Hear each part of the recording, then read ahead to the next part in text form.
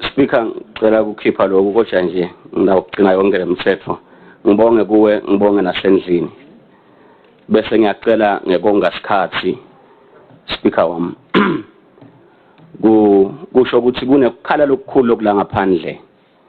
Ngale notice lekhishwe ngumhlonishwa Minister Finance. Let's see kusuka nyalo uma uthenga i-import car ayibe ngilene iminyaka lesikhombisa kusuka lapha ekwakhiweni kwayo.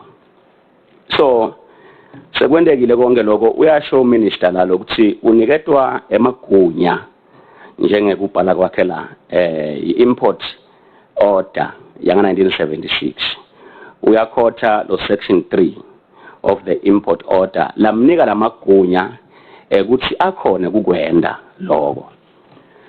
Kokuqala ngifuna ukusho Mr Speaker kubuda lapha kuMinister ukuthi ingabe umfunze njani uyifunze njani le import order, because uma ubuka lo section 3 uthi the minister may whenever he deems necessary or expedient in the public interest by notice in a gazette prescribe na phrase let's say in the public interest angathi noma uyigalujile noma uyifunzile before I decide lokuthi utawukhepha from 15 years abuye ku 7 years.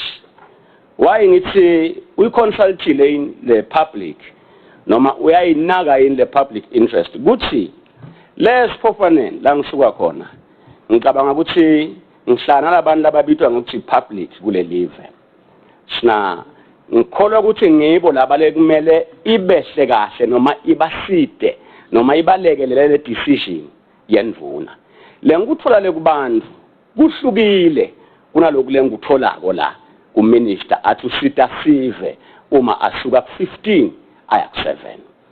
So ngifuna ukuthini ke my leader Mr Speaker ngifuna kuva la kuMinister through you Speaker ukuthi makasasho njalo uyakhumbula yini lokuthi 63% of le sive lesikhona lesi 1.2 million kule live labo babemkhulu baphila below poverty line. Uyakunaka inloko uyathini ukuthi leti moti lebeting 15 years ukuthi lanja le la kibo athi sito timoti tekubathaza leti moti leti is a means of making a living, is a means to ease business kibo. We aware yini ukuthi le public ayishwenki ngaleti moti le public yenda ukuthi kube nekudla etikwelitafula likhange likhaya in this 63% of our people.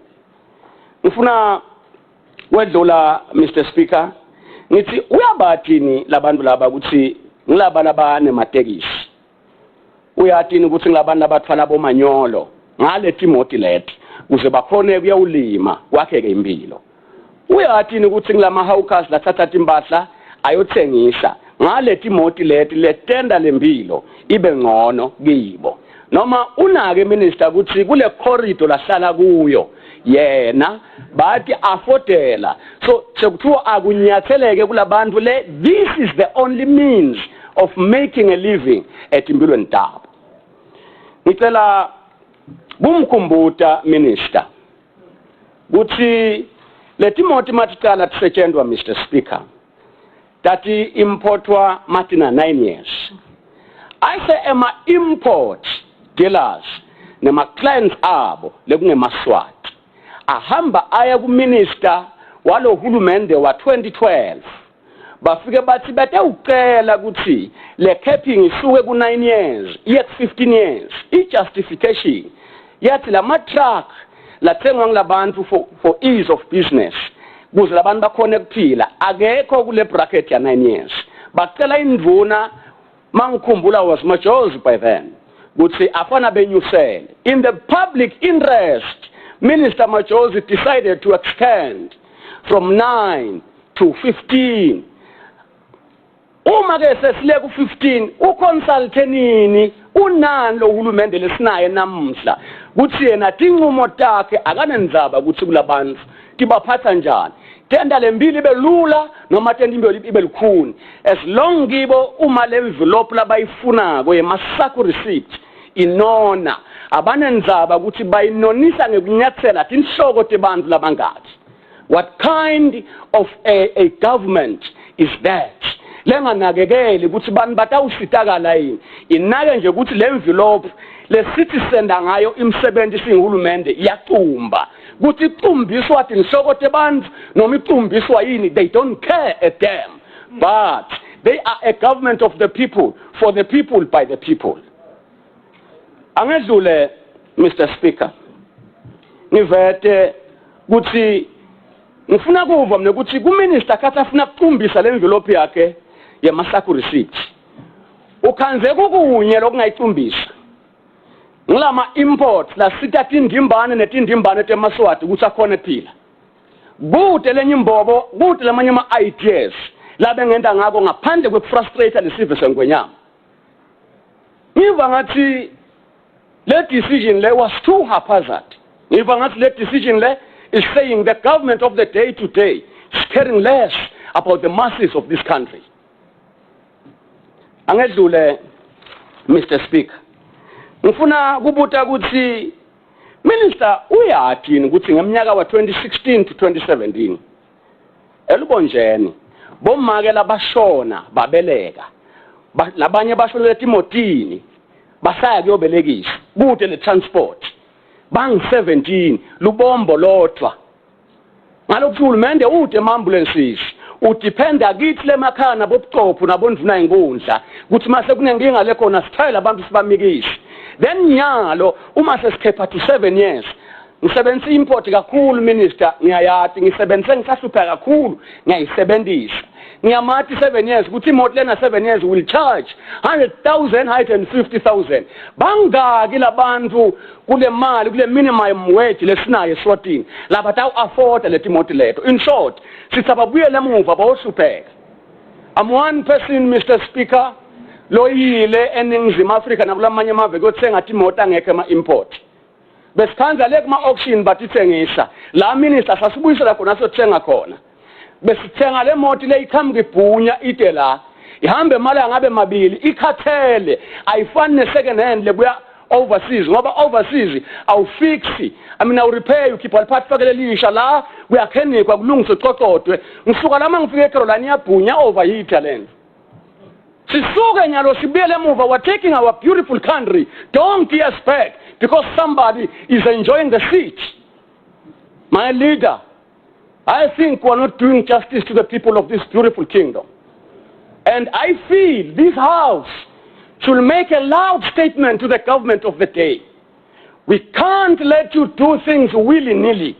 There is a mess all over, not because of the mess perpetrators by the messers, but because of the silence of the people who know what to do.